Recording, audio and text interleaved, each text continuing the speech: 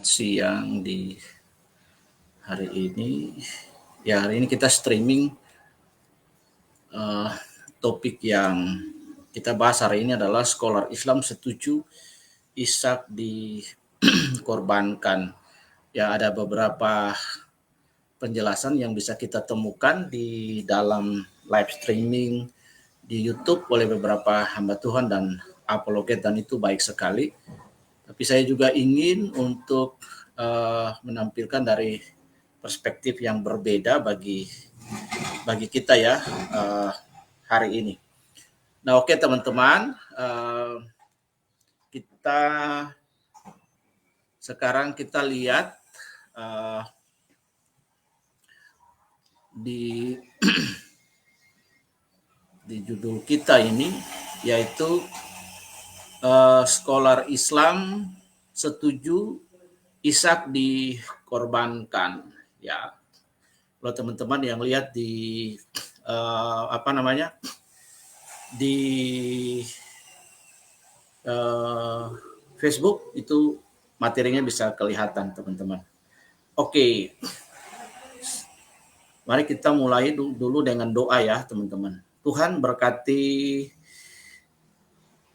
live streaming kami yang sederhana ini.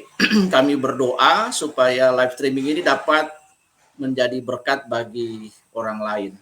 Dan tidak saja menambah pengetahuan kami, pikiran kami, tapi juga karakter kami dan sikap kami. Sehingga ortodoksa kami benar, ortolatria kami benar, dan kemudian juga praksisnya benar di dalam kami mengikuti Engkau. Di dalam nama Tuhan Yesus kami sudah berdoa dan bersyukur. Haleluya. Amin. Oke teman-teman, sebelum saya share, saya keluar sebentar ya. Saya akan balik sebentar aja teman-teman.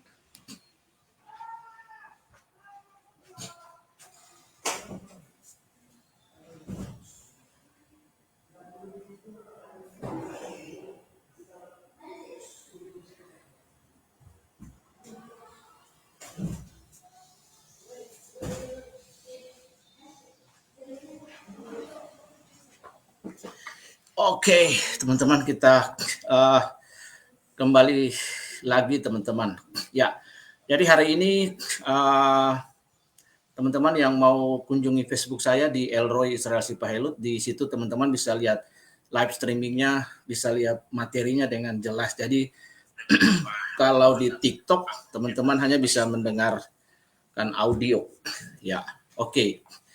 Kita mulai dulu. Judulnya adalah Scholar Islam setuju Ishak dikorbankan. Beberapa waktu yang lalu Guru Gembul sempat juga mengangkat topik ini, lalu ada berdiskusi dengan beberapa apologet Kristen, dan kemudian mereka setuju dia mengutip beberapa scholar Islam bahwa mereka setuju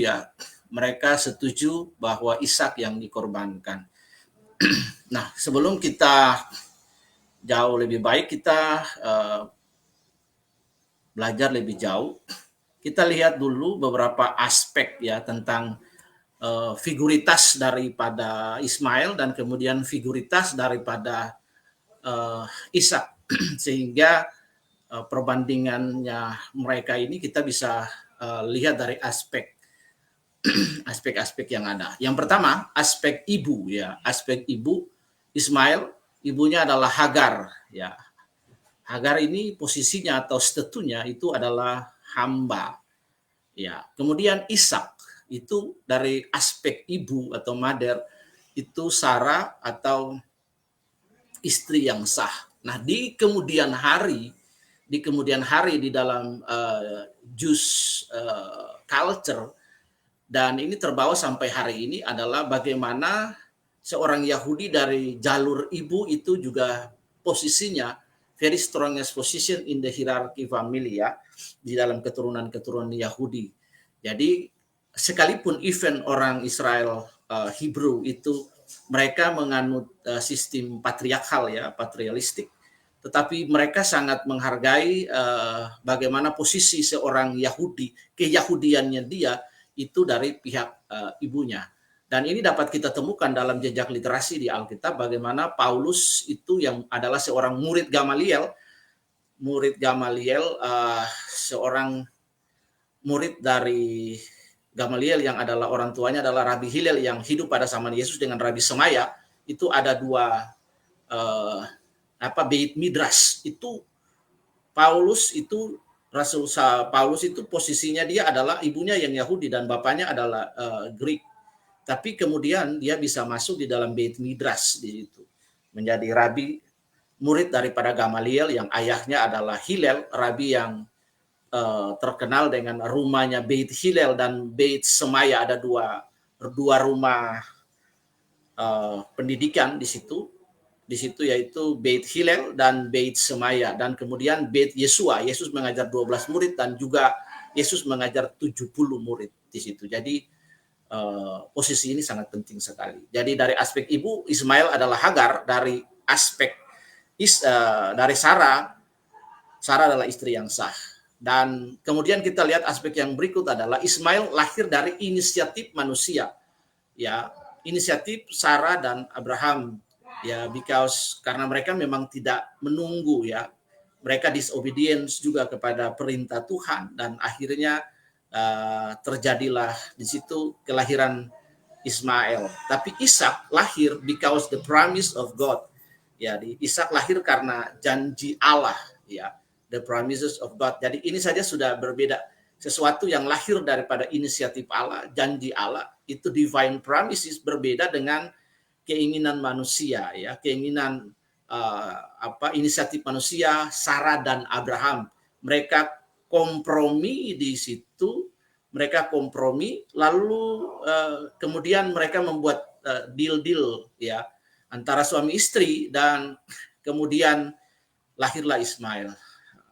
Terima kasih teman-teman yang nonton di TikTok. Kalau mau lihat materi, teman-teman bisa lihat di live Facebook. Itu nama Facebook saya Elroy Israel Sipahelut. Ya, bisa nonton di situ. Nanti juga akan saya upload di TikTok. Bagi teman-teman yang ada di TikTok, sekali lagi saya minta maaf. Jangan pernah istilahnya scroll atau tap layar, ataupun berikan gift, ya. Saya bukan hamba Tuhan tap layar atau hamba Tuhan gift. Saya dapat sesuatu dari Tuhan, saya share materi-materinya dengan free kepada kita. Jadi stop tap layar dan berikan gift, teman-teman. Kalau mau mendengar, bisa mendengarkan dengan baik. Saya tidak melayani pertanyaan di TikTok dulu, ya teman-teman, karena saya fokus di materi saya di ruang streaming. Oke teman-teman, yang kedua kita bisa melihat aspek status hukum, status legal. Ismail itu adalah the son of slaves, ya, anak perbudakan, anak budak. Nah, ini berbeda dengan status istri, ya. Ishak adalah anak dari istri yang sah, ya. Nah, ini juga nanti akan mempengaruhi historisitas dalam penyebutan anak tunggal Yashid itu kepada Ishak dan bukan kepada Ismail, because status hukumnya ini, because status hukum legalitasnya dia. Even Haga Ismail itu lahir sebagai anak pertama, tetapi itu lahir dari inisiatif manusia, yaitu inisiatif Sarah dan Abraham, karena ketakutan mereka, alasan-alasan psikologis yang lain dalam konteks waktu itu. Berbeda dengan Ishak yang adalah the son of the promises of God, anak yang dijanjikan oleh Tuhan, anak nubuatan, dan kepadanya dilekatkan kata Yashid atau anak yang tunggal. Aspek yang berikut adalah aspek diperjanjikan Allah, ya. Ismail tidak diberkati. Ismail artinya bukan ahli waris. Ismail tetap diberkati as the son of Abraham. Dia tetap diberkati. Kalau kita bisa lihat berkatnya, dia juga punya 12 keturunan di situ. Nah, tetapi dia bukan ahli waris, ya. Ishak dalam aspek yang diperjanjikan Allah, maka Ishak disebut the son of promises, anak perjanjian, anak sah. Nah, kemudian aspek yang berikut adalah anak tunggal, ya. Dari aspek Ismail tidak dianggap dalam konteks perjanjian.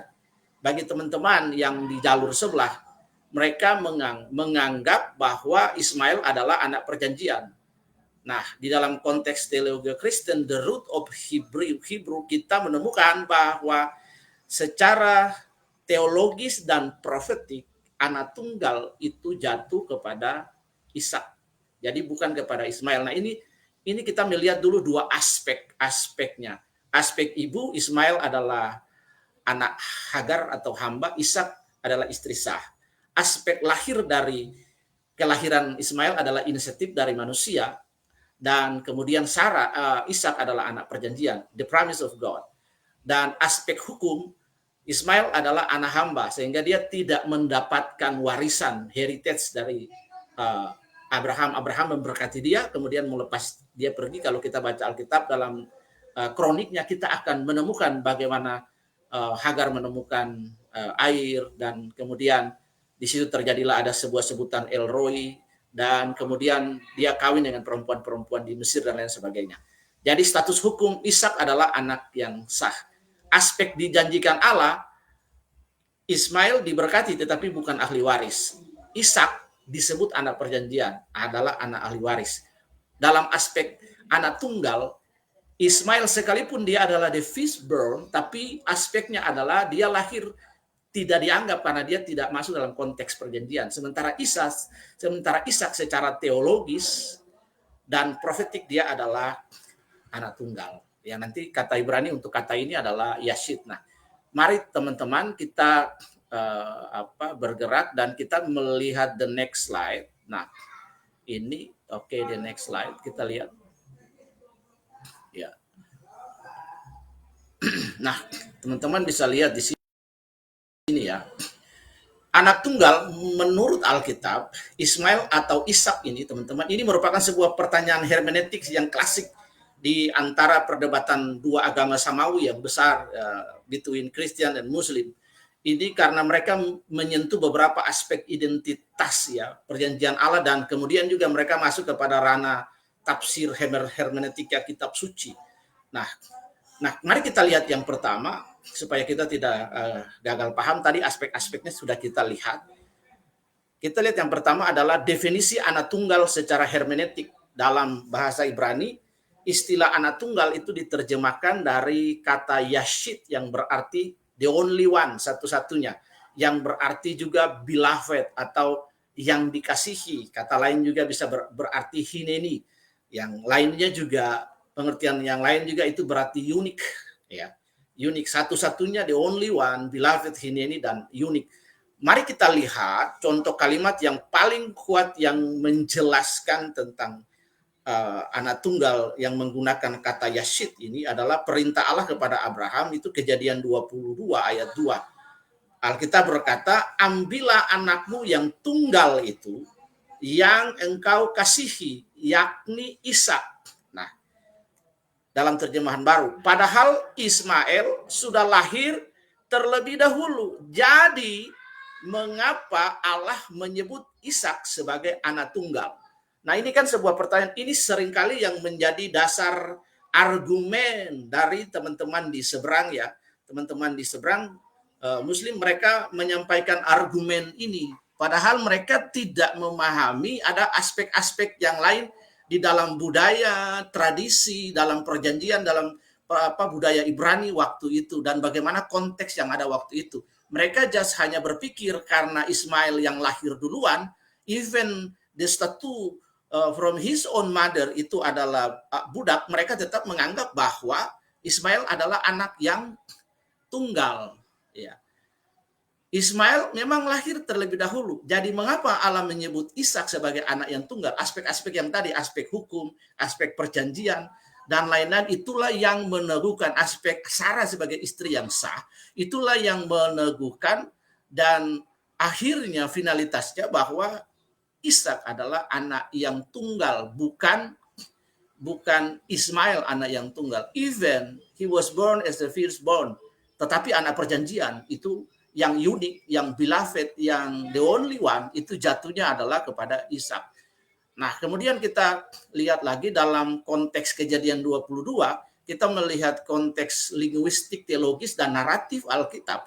Maka yang pertama, secara biologis, Abraham memiliki dua anak, yaitu anak Ismail dari Hagar yang adalah bukan anak perjanjian, tapi anak hasil inisiatif Sarah dan Abraham, bukan anak yang sah, tapi anak dari budak, ya. Dan kemudian dari Ishak, Sarah istri yang sah, anak perjanjian, anak yang dijanjikan oleh Allah dalam konteks teologi dan profetik, dia adalah Yeshid, dia adalah anak tunggal.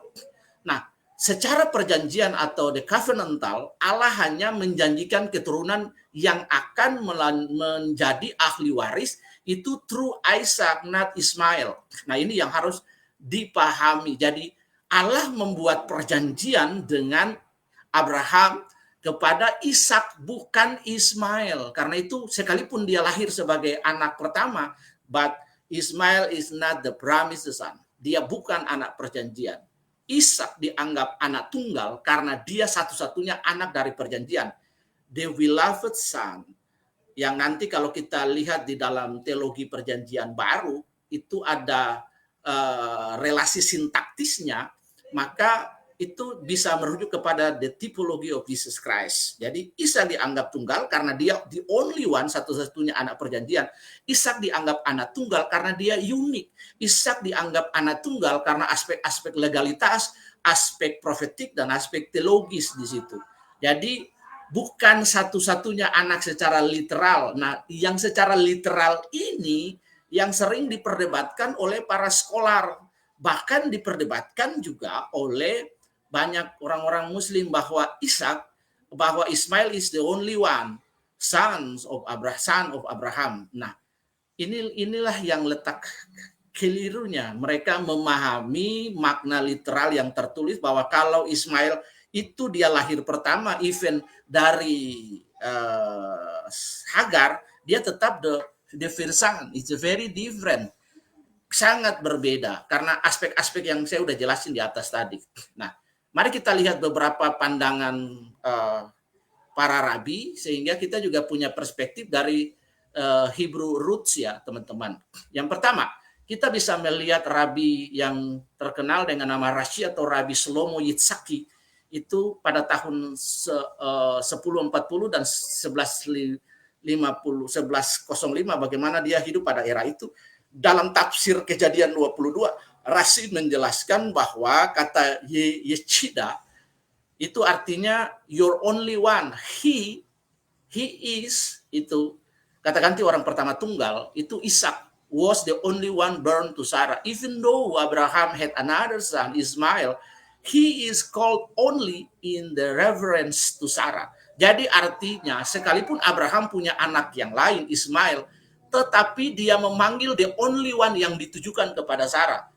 Jadi sebagai istri yang sah, sebagai queen, sebagai istri yang sah, sebagai the prime, the main mother, the main wife, bukan budak.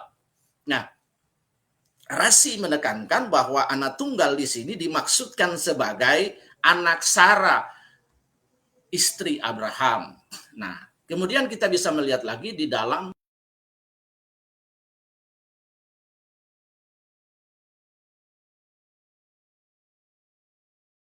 And Abraham said, which one? And which one? Abraham berkata, yang mana?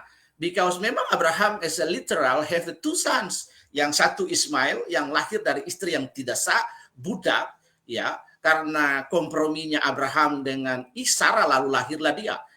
Ya, Abraham bertanya dan kemudian Abraham berkata, which one? Yang mana? Karena memang secara literal dia punya dua anak, Ismail dan Ishak di situ. Dan kemudian Allah berkata, God said you're only one, Yeshida. Abraham said, this one is the only one to his mother. And this one is the only one to his mother. God says, whom you love. Abraham said, I love the both, but God said Isaac. Nah, ini luar biasa. Sampai kepada titik itu juga ketika dialog terjadi between Hashem Allah dengan Abraham, Abraham masih belum mengerti di situ sampai pada titik itu. Nah, Midrash ini menekankan ada sebuah ketegangan psikologi, ketegangan emosional, sekalipun dia bukan lahir dari daging Abraham. Jadi ada ketegangan emosional di situ dan spiritual. Because when God says to Abraham adalah take your son. Take your son, Abraham said, which one? Yang mana? Memang secara fact, secara literal, he had two son. Dia punya 2 anak. Dan kemudian Allah kemudian menuntun dia dalam dialog percakapan spiritual, psikologi, dan emosional. Dan akhirnya Allah berkata Isaac, not Ismail. Nah, jadi Midras ini menekankan ketegangan emosional.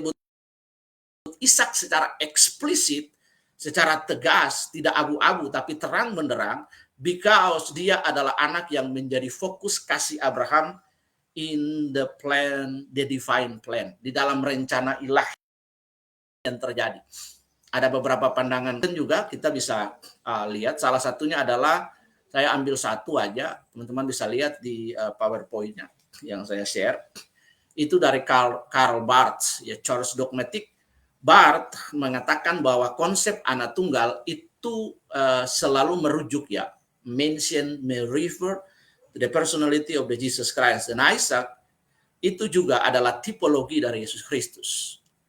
Barth berkata di dalam statementnya, Isaac is the only one son because he is the child of the promises and the foreshadow of the only begotten Son of God offered on the altar. Jadi Barth di sini bahwa tipologi daripada Ishak Yashida itu anak tunggal itu nanti merujuk kepada Yesus Kristus.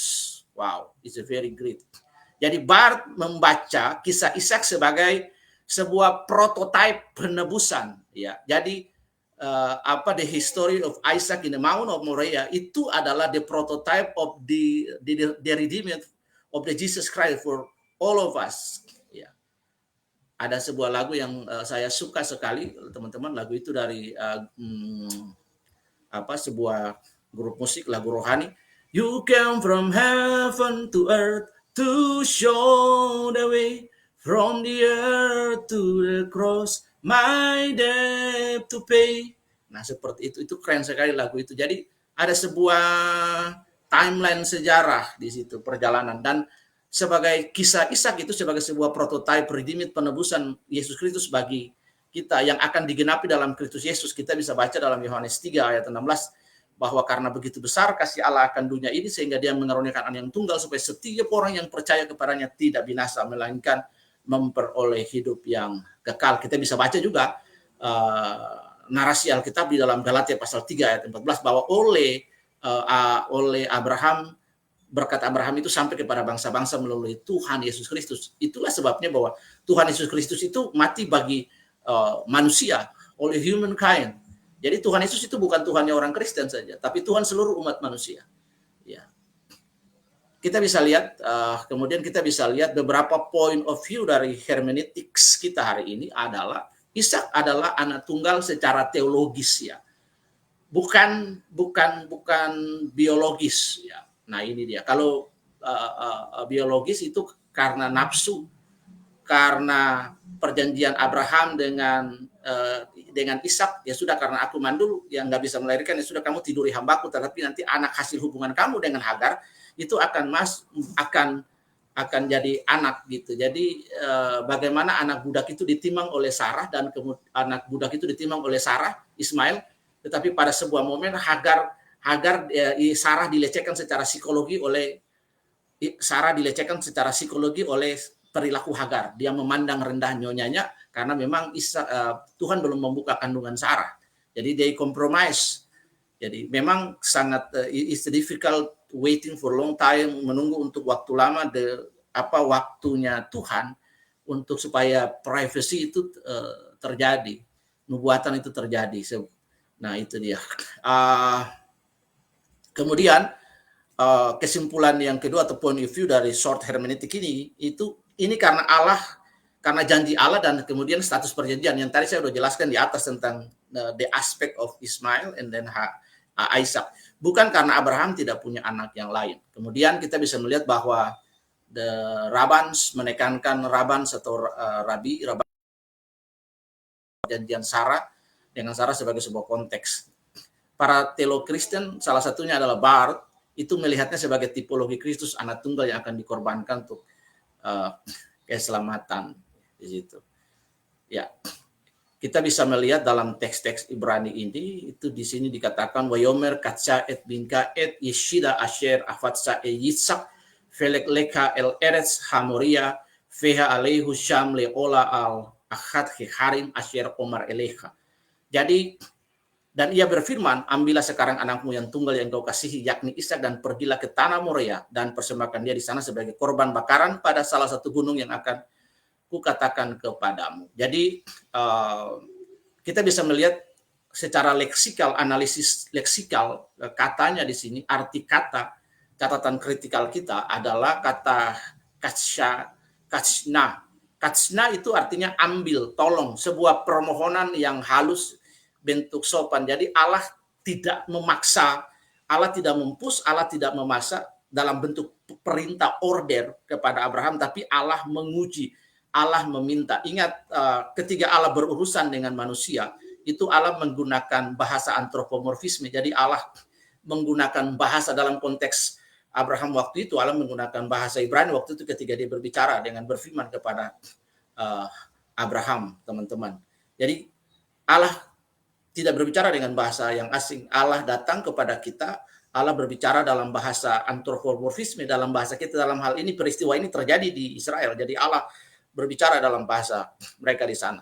Kemudian yang berikut adalah bingkah, anakmu. Itu adalah bentuk posesif yang menunjukkan ada kedekatan emosional between the orang-orang yang terdekat, ya bapak, ibu, dan lain-lain sebagainya. Jadi anak, ya, bentuk posesif kepemilikan, ya, menunjukkan kedekatan emosional. Kata Yeshida, anak tunggalmu, akar kata dari kata Yeshid, ya, Yeshid, ya, itu berarti anak tunggal yang saya jelaskan di aspek atas pertama tadi. Yeshid berarti the only one, kemudian unik atau beloved atau hineni, ya, itu. Kemudian dari kata ahafta yang artinya engkau, ahava, engkau yang kukasihi, kata cinta yang kuat yang berarti menggaris hubungan emosional. Itulah sebabnya Allah mengasihi Abraham karena ada ikatan emosional. Nah, manusia ketika dia berrelasi dengan sesama manusia, contoh yang paling sederhana adalah ketika orang-orang yang kita berrelasi secara emosional, secara psikologi, itu maka ada memori di situ, ada memori, ada kenangan yang tersimpan. Ketika istri kita meninggal, suami kita meninggal, anak kita meninggal, we cry. Kenapa kita menangis? Karena ada ikatan emosional, ada ikatan psikologi, ada deep relationship yang terbangun di situ, ada memori, ada kenangan. Di situ yang akhirnya membuat, dan kemudian ada rasa belonging di situ. Jadi Abraham punya rasa belonging yang kuat kepada Ishak. Ketika Tuhan memerintahkan, ya dia submit, yes God, ya submit to the order. Nah, jadi kemudian di situ lagi kita bisa melihat feha alaihu, persembahkan dia, ya, persembahkan dia, feha alaihu afafsa, ya, bingka, persembahkanlah anakmu sebagai korban bakaran, utuh, semuanya dibakar bagi Tuhan. Jadi Ishak waktu itu ditaruh di atas kayu, itu mau dipersembahkan, living sacrifice to God, mempersembahkan hidupnya. Jadi benar-benar manusia hidup yang akan dikorbankan di atas itu Ishak.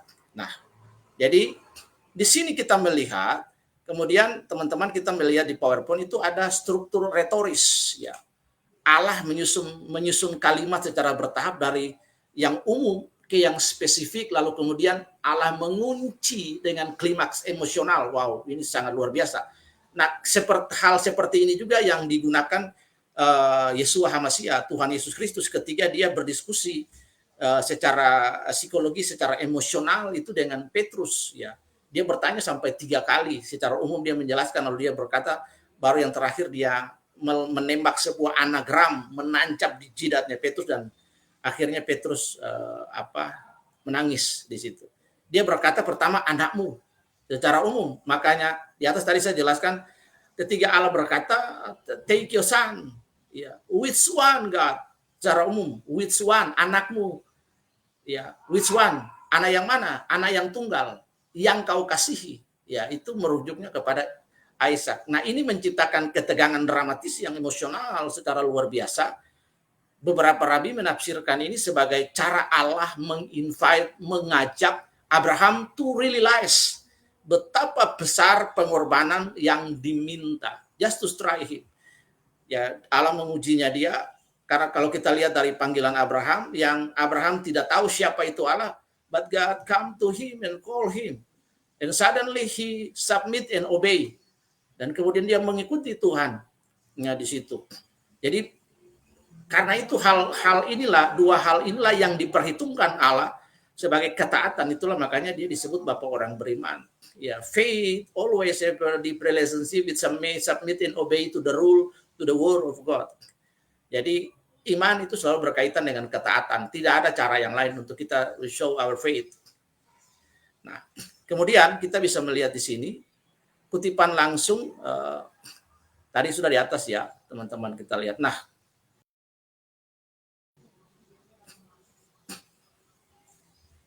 kita lihat di situ. Nah, kemudian itu tadi secara teologi Kristen. Nah, sekarang kita masuk kepada para ulama yang berpendapat bahwa Ishak itu adalah yang dikorbankan itu Ishak, bukan Ismail. Ulama-ulama atau the Muslim scholar berpendapat bahwa anak tersebut adalah Ishak. Saya ingin mengambil beberapa contoh dari mereka. Berikut adalah beberapa tokoh Islam yang mendukung pandangan bahwa Ishak adalah anak yang dikorbankan, beserta data dan kutipan dan literatur. Ya, teman-teman bisa lihat di disorientasi.com. Ya, yang pertama adalah Al-Tabari. Ya, di Al-Tabari itu 923 Masehi, sejarawan dan mufasir terkemuka Al-Tabari dalam karya tafsirnya itu mencatat bahwa terdapat perbedaan pendapat di kalangan Muslim scholar, para ulama, mengenai siapa anak yang hendak dikorbankan. Ia menyebut bahwa sebagian ulama berpendapat bahwa anak tersebut adalah Ishak. Nah, Al-Tabari itu keren sekali, dia menulis beberapa mengatakan Ishak, sementara yang lain mengatakan Ismail. Kedua pendapat berasal dari Rasulullah ya, atau Muhammad. Teman-teman bisa lihat bagaimana pendapat ini di dalam dialog damai Islam dan Kristen. Bagaimana posisi Al-Tabari itu mendukung Ishak sebagai anak Abraham. Kemudian kita bisa melihat itu yang kedua adalah Ibnu Qutaibah ya, 889 Masehi. Ibnu Qutaibah seorang ulama dan kemudian seorang yang Arab expert di situ, yang mahir bahasa Arab, budaya Arab dan lain sebagainya. Dia juga di antara mereka yang berpendapat bahwa anak yang hendak dikorbankan adalah Ishak. Dia melakukan sebuah pendekatan yang berbeda dari ulama yang pada umumnya mainstream. Ia menafsirkan ayat-ayat Al-Quran yang menyebutkan kabar gembira tentang kelahiran Ishak sebagai indikasi bahwa Ishak adalah anak yang dimaksud. Nah, dengan demikian maka kita tidak usah mempersoalkan posisi Abraham dalam kalangan Kristen. Ya, dia sudah fix adalah Yeshidah benoah di situ, anak sah Ishak. Dan dengan aspek-aspek yang ada. Tetapi di sini kita dapat melihat bahwa kalangan the Muslim scholar setuju bahwa Ishak adalah yang dikorbankan, not Ismail. Nah, di situ. Nah, di sini kita bisa lihat juga tentang As-Suhaili 1185 Masehi. As-Suhaili seorang ahli tafsir berpendapat bahwa anak yang hendak dikorbankan adalah Ishak. Ia berargumen bahwa dalam Al-Quran disebutkan maka tak kala anak itu sampai dalam kurun umur sanggup berusaha bersama-sama Ibrahim. Padahal Ismail sudah diungsikan ke gurun sejak kecil bersama Hajar. Ini kita bisa lihat bagaimana As-Suhaili ini punya punya pendapat, punya pandangan yang luar biasa sekali. Jadi tafsirnya keren. Ismail sudah diungsikan ke gurun sejak kecil bersama Hajar, sehingga tidak mungkin ia hidup berdampingan berusaha bersama-sama dengan Abraham. Jadi silogisme atau reasoning daripada As-Suhaili ini, seorang ahli tafsir ini keren sekali di situ. Jadi di sini dia melakukan logical tafsir di situ bahwa benar sudah dipisahkan dari kecil di situ, tidak mungkin dia tinggal sama-sama lalu tidak mungkin dikembangkan. Dia sudah menikah. Nah, inilah yang di sini kita lihat. Nah, kalau fakta-fakta ini disampaikan ke mereka, ya mereka juga tahu fakta-fakta ini, tapi seringkali ya fakta-fakta ini dicoba di jumping dengan metodologi circular reasoning, itu metode menghindar di situ. Nah, kita lihat yang berikut adalah Mujahid Said Asy-Syabi, Yusuf bin Mihran. Beberapa ulama lain seperti Mujahid Said Asy-Syabi'i, Yusuf bin Mihran, dan Atta juga meriwayatkan dari Ibnu Abbas bahwa anak yang hendak dikorbankan adalah Ishak. Ya, di literasinya teman-teman bisa lihat di Wikipedia, ada di situ. Syekh Hamzah Yusuf dalam diskusi dialog damai Islam Kristen, itu diskusi kontemporer antara Syekh Hamzah Yusuf, dia mengatakan bahwa mayoritas ulama berabad-abad terakhir menyatakan bahwa anak tersebut adalah Ismail. Namun banyak dari ulama abad-abad terdahulu mengatakan bahwa ia adalah Ishak. Jadi akhirnya adalah mayoritas skolar sarjana abad-abad terakhir menyatakan ia Ismail, namun yang terdahulu juga mengatakan dia adalah Ishak. Walaupun terkesan di sini pernyataan dari Syekh Hamzah Yusuf ini bias, tetapi mendukung di sini dalam kalimat terakhir di sini bahwa sarjana atau skolar abad-abad terdahulu mengatakan bahwa dia adalah Ishak. Semakin ke sini kemudian mereka dengan berbagai teori itu kemudian mengatakan bahwa dia adalah Ismail, padahal dari dulunya enggak. Nah, seperti itu. Jadi teman-teman juga bisa lihat di Islam Scholar, di situ bisa ketik Islam Scholar, ada pandangan dari Abdul Aziz, peneliti dialektika Institute for Culture, Religion and Democracy. Itu websitenya adalah Islam Scholar, bagaimana dia memberikan pandangan. Nah, sementara itu ada pandangan juga yang menyatakan bahwa Ishak dikorbankan mendapat justifikasinya yang kuat dari riwayat-riwayat yang berasal dari sahabat dan tabi'in. Mereka tak kalah kuat kedudukannya dengan riwayat sahabat yang mengatakan bahwa Ismail yang dikorbankan. Jadi sekalipun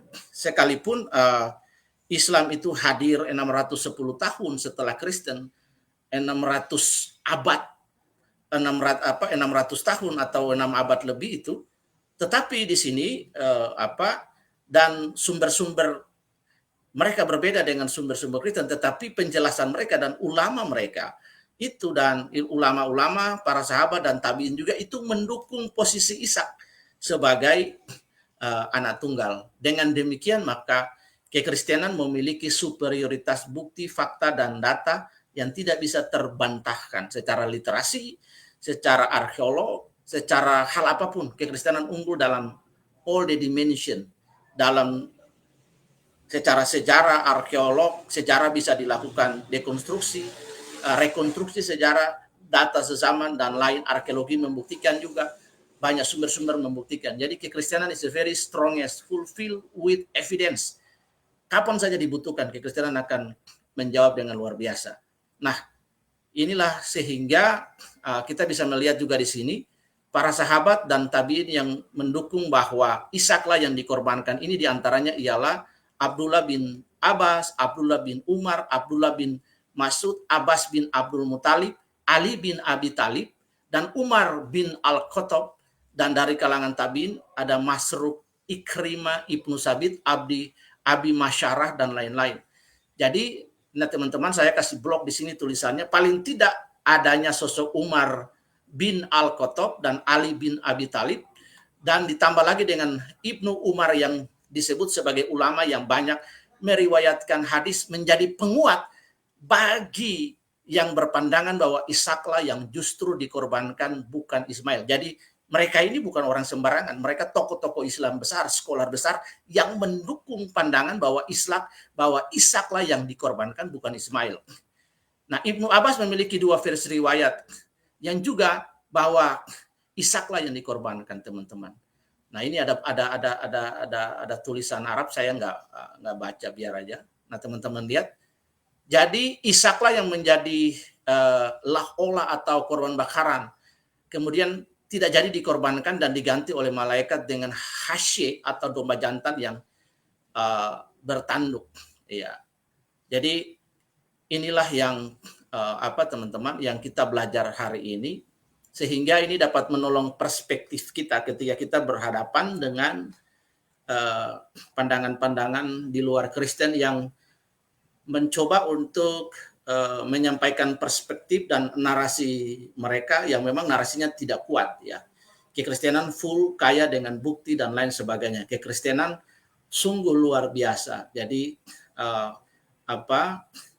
seseorang yang memahami kebenaran Kristen itu sungguh luar biasa. Jadi biarlah kebenaran ini menolong kita sehingga kita tidak saja mengenles perspektif kita. Saya mendorong kita untuk tidak saja mendengar khotbah-khotbah penjelasan secara teologi, tapi kita rajin membaca juga jurnal-jurnal teologi, buku-buku teologi yang akan mengenlarge our perspektif. Tidak saja mendengar dari para apologet di TikTok dan lain sebagainya. Who knows, apologet di TikTok bisa salah. Tapi kita juga kita belajar untuk yang pertama bahwa Tuhan bilang bahwa kasihilah Tuhan dengan segenap akal budi. Akal budi itu ini brain kita, pikiran.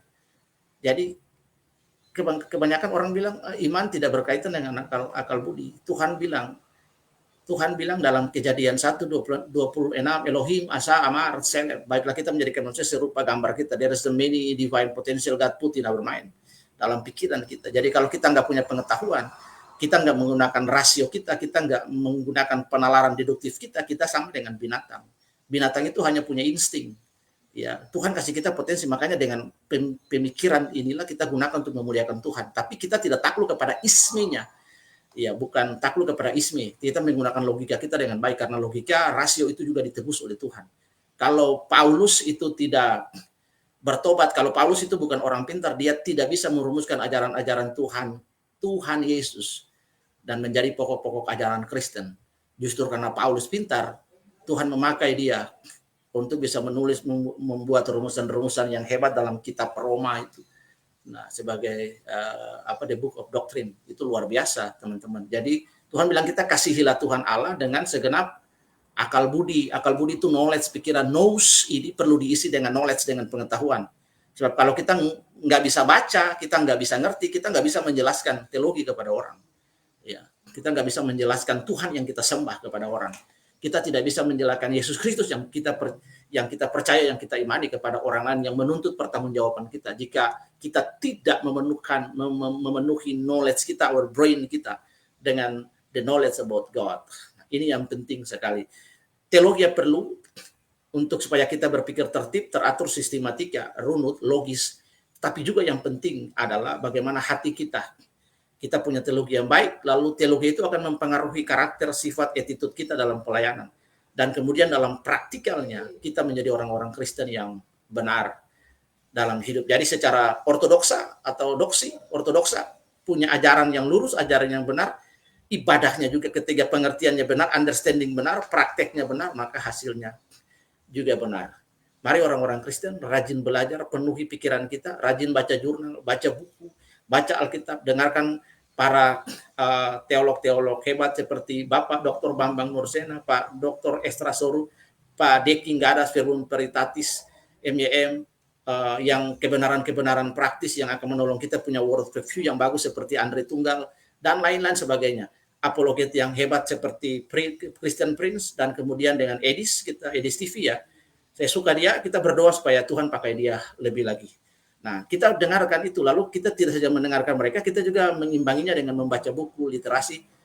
Nah, itu menolong kita supaya kita mengenlarge, increase perspektif kita, lalu kemudian dapat menolong kita, karena kita hidup di era disruption, era di mana era penipuan terjadi, orang bisa hoax banyak, menipu dan lain sebagainya. Ya, teman-teman, jadi itu akan menolong kita. Oke, ya, sampai di sini. Tuhan berkati kita, so let's we pray. Besok atau sebentar malam, teman-teman, saya akan kembali dengan satu topik juga, itu judulnya adalah hematohidrosis ya, dari from the Getsemani, the Garden of Getsemani kepada Golgota. Bagaimana Tuhan Yesus sedang atas persoalan-persoalan psikologis lebih dahulu sebelum dia menghadapi penderitaan di atas kayu salib. So let's we pray. Terima kasih teman-teman yang sudah mendengarkan siaran ini. Ya, terima kasih untuk teman-teman tidak tap layar, teman-teman juga tidak memberikan gift, karena memang saya tidak suka gift, saya tidak suka juga tap layar. Mari kita berdoa. Akan saya posting materi ini di TikTok juga. Bapak, kami berdoa dan mengucap syukur Tuhan berkati teman-teman yang sudah mendengarkannya, biar kebenaran ini dapat menjadi berkat bagi mereka. Berkati rumah tangga dan pekerjaan mereka hari ini, yang bekerja, istri yang bekerja sampai dia pulang mendapatkan suami dan anak-anak, suami yang bekerja dia pulang mendapatkan istri dan anak-anak, dan orang-orang Tuhan, the beloved people around inside the family, God. Kami berdoa dan mengucap syukur untuk mereka menjadi orang-orang Kristen yang luar biasa, tidak saja punya pemahaman yang benar tentang Allah, tapi juga kemudian karakter dan sikapnya, dan kemudian dalam praktek imaniah mereka dari hari ke hari 24 hour, mereka menjadi the excellent Christian Tuhan di marketplace mereka, social community dan lain sebagainya. Berkati kami, berkati alat media yang Tuhan di akhir zaman ini, TikTok ini, sehingga kami dapat menggunakannya dengan baik dan benar untuk pekerjaan-pekerjaan penginjilan, pekerjaan-pekerjaan edukasi Kristen, pekerjaan-pekerjaan mengajar Tuhan. Di dalam nama Tuhan Yesus kami sudah berdoa dan mengucap syukur. Engkau menghadapkan wajah kepada kami, menyinari kami dengan wajah-Mu, yang memberikan kami damai sejahtera. Di dalam nama Tuhan Yesus kami, bahwa di muka bumi, di kolong langit ini tidak ada nama lain yang olehnya manusia diselamatkan, hanya di dalam nama Tuhan Yesus Kristus kami sudah berdoa dan kami mengucap syukur. Haleluya. Amin. Tuhan Yesus memberkati kita, teman-teman semua. Sampai jumpa di streaming selanjutnya bersama-sama dengan Pastor Elroy. Shalom.